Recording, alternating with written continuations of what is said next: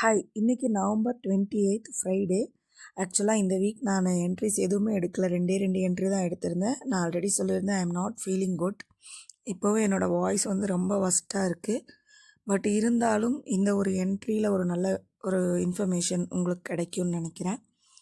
ஆக்சுவலாக நான் நேற்று ஒரு வீடியோ போட்டிருப்பேன். $50 வச்சு டியூஸ்டே 0.05 லாட்டில் நான் ஒரு என்ட்ரி எடுத்திருந்தேன். அதில் நேற்று வந்து 0.04 வரை புக் பண்ணிவிட்டு 0.02ல் ஹாஃப் லாட் புக் பண்ணிவிட்டு நான் ஹாஃப் லாட் வந்து ஹோல்டு பண்ணியிருந்தேன். அந்த ஆர்டர் தான் இது. ஆக்சுவலாக அதை நான் அப்போவே எக்ஸிட் ஆகிருக்கலாம். பட் எனக்கு தெரியும் கோல்டு வந்து கன்ஃபார்மாக 4200 ரீச் ஆகிடும் அப்படின்னு சொல்லிட்டு. ஸோ ஜஸ்ட்டு ஒரு 0.01ங்கிற ஒரு மினி லாட் ஹோல்டு பண்ணேன். அதில் இன்றைக்கி $63 வந்து ப்ராஃபிட் பண்ணியிருக்கேன். $63 இட்ஸ் நியர்லி 5000 வந்து ப்ராஃபிட் பண்ணியிருக்கேன். ஆக்சுவலாக ஃபாரெக்ஸை பொறுத்தவரை நம்ம உள்ள ஃபண்ட்ஸ் அதிகம் வச்சு ட்ரேட் பண்ணணுங்கிற கான்செப்டே விட்டுருங்க.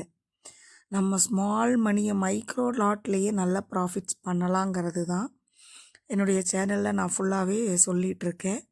திங்க் பண்ணி பாருங்கள், 0.01ங்கிறது ஒரு மைக்ரோ லாட். அதோடைய ஸ்டாப் லாஸ் நம்ம ஒரு 10 பாயிண்ட் வச்சாலுமே $10 தான் ஸ்டாப் லாஸ். ஆனால் அதோடய ப்ராஃபிட் இன்றைக்கி நான் $60 பண்ணியிருக்கேன்.